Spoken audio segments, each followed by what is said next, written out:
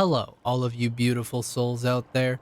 Today comes episode 1 of my weapon showcase series for Elden Ring. I plan on giving quick and comprehensive guides to tell you all you need to know about a given weapon. These videos will be made for people interested in knowing all about a weapon before investing all of those difficult to acquire materials and runes, with PvE but mainly PvP encounters in mind.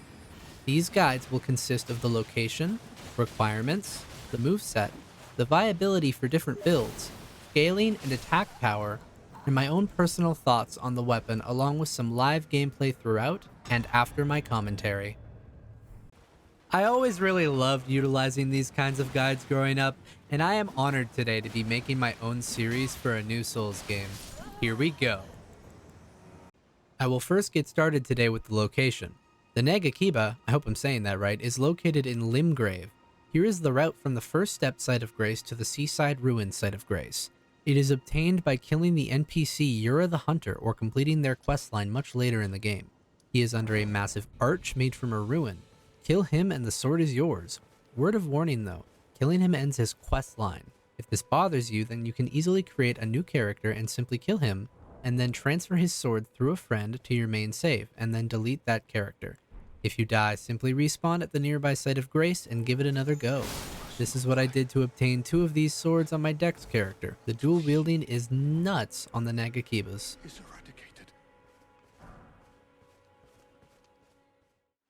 Alrighty, let's get to the requirements, scaling/attack power, and passive effects. The Nagakiba katana has a strength requirement of 18 and a dexterity requirement of 22. At plus 20 with a keen affinity on it, it does a whopping 428 damage. With an A scaling in dexterity and an E scaling in strength, that's some pretty hefty damage for a quick weapon like this, and with such crazy range on top. But the dex does not go up to S tier scaling once at max level according to the wiki.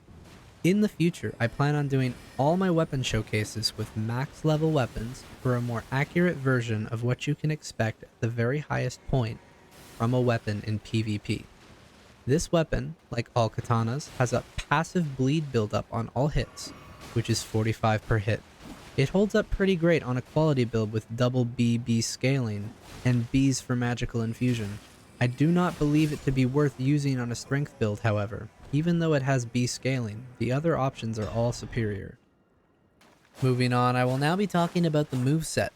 We've got your typical katana moveset with mostly slashes for all the light attacks, but this weapon has only stabs on its heavy attacks, which is a little bit different.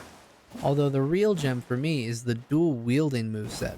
It is absolutely relentless with a whopping 8 total swings in a light combo, and 10 if you start that light combo with a running attack.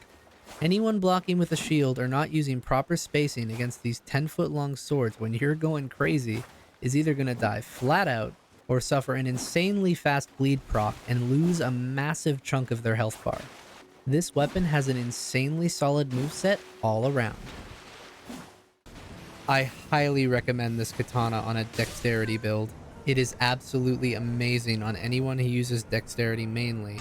Pure dex or caster with dex works great too. I imagine quality wouldn't be too bad either. So for my concluding thoughts, I am loving this weapon. It melts bosses and players like a hot knife through butter when dual wielded, and even by itself, it is still deadly. The reach is crazy, and if you end up giving it a shot for PvP or even PvE, here are some tips. Use the hell out of the jumping dual heavy attack or normal jumping heavy. The jumping heavy attacks in this game already have great range, but with this insanely long weapon, you can hit people 20 feet away from before your jump. At least that's how it feels. It is that good. Another trick is to try the backstep light attack. It is a unique version of the running attack that instead starts with a really far-reaching lunge and stab, and then into another swing. Catches people like crazy. With all that said, here are some extra duels I captured of me melting people with these god-tier swords. Go melt some people yourself. I really hope you enjoyed the video. Let me know down in the comments what you'd like to see me showcase next. And if this helped you, don't forget to like, comment, maybe even subscribe. Much love from the Ghost Nation, and I'll see you guys on the other side.